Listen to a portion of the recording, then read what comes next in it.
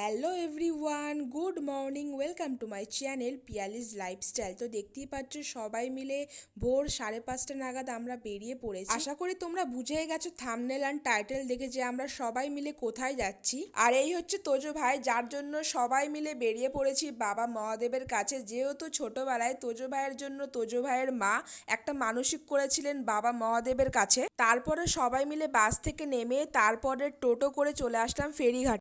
ডানা মেলে চলে গেলে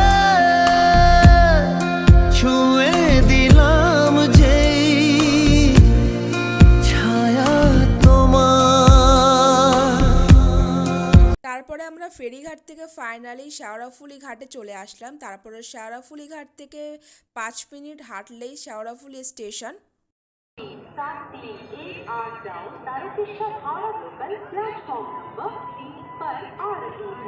তারপর আমরা সবাই মিলে শেওড়াফুলি স্টেশন থেকে ট্রেন ধরে ফাইনালি চলে আসলাম তারকেশ্বর স্টেশন। আর তারপর 10 মিনিট মতন তারকেশ্বর স্টেশন থেকে নেমে বাবা মহাদেবের মন্দিরের কাছে পৌঁছে যাই।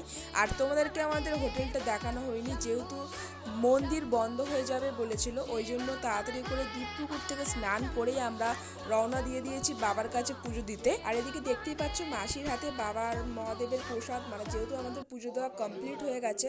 আর দেখো সবাই হোটেলের সামনে দাঁড়িয়ে আছে। এদিকে মাসি দরজা খুলছে হোটেলের, আর সবাই স্নান করে পুজোতে চলে এসেছে। আর এদিকে দেখো আমরা স্নান করে রেডিও হয়ে গেছি। বলো পিয়ালি, তারকেশ্বর এসে কেমন লাগছে? ঠান্ডা, ভীষণ ঠান্ডা। আমাদের মধ্যে বিশেষ করে এখানে বেশি ঠান্ডা।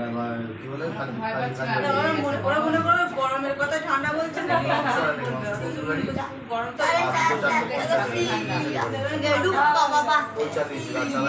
আমরা ভাবছিলাম যে হয়তো এখানে এসে গরম হবে, কিন্তু আলটিমেটলি সেটা না, তাই বেশ ভালোই লাগছে। হ্যাঁ। আর তারপরে সবাই মিলে আমরা বেরিয়ে পড়লাম বাবাকে আরেকবার দর্শন করার জন্য। আর এদিকে দেখো পিছনে আমার পার্টনার কিন্তু ও ভিডিও করছে। আর তোমরা কিন্তু অবশ্যই ছদ্দি ভাইয়ের চ্যানেলটাকে সাবস্ক্রাইব করো, জগা খিচুড়ি বলে। আর বিভিন্ন রকমের নাচের ভিডিও, মেকআপের ভিডিও পোস্ট করা হয়, খুব সুন্দর সুন্দর, চাইলে তোমরা দেখতে পারো। আর তারপর দেখো আমরা এই পুকুরে স্নান করেছিলাম, এই পুকুরটির নাম হলো দুধ পুকুর। আর তারপরে সবাই মিলে বাবাকে দর্শন করে চলে গেলাম হোটেলে।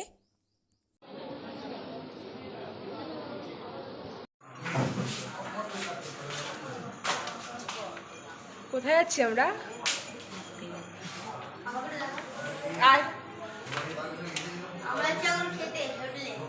কোথায় যাচ্ছিস?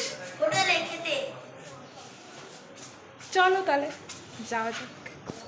আর তারপর সবাই মিলে চলে আসলাম হোটেলে লাঞ্চ করতে। হোটেলটা কিন্তু খুব সুন্দর, পরিষ্কার পরিচ্ছন্ন ছিল। আর আজকের লাঞ্চে মেনু ছিল সাদা ভাত, ঘি, আলু ভাজা, আচার, ডাল, আলু পোস্ত, ধোকার ডালনা। আর সবকটাই কিন্তু নিরামিষ ছিল আজকে মেনু।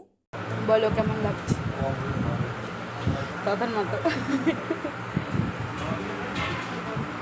আর তারপরে আমরা সবাই মিলে খাওয়া দাওয়া করে একটু কেনাকাটা করতে বেরিয়েছিলাম। আর এদিকে দেখো দুই মাসি পাথরের বাটি কেনাকাটা করছিল। আর তারপরে আমরা কেনাকাটা করে এসেই হোটেল ছেড়ে দিয়ে আমরা সবাই মিলে বাড়ির দিকে রওনা দিয়ে দিলাম।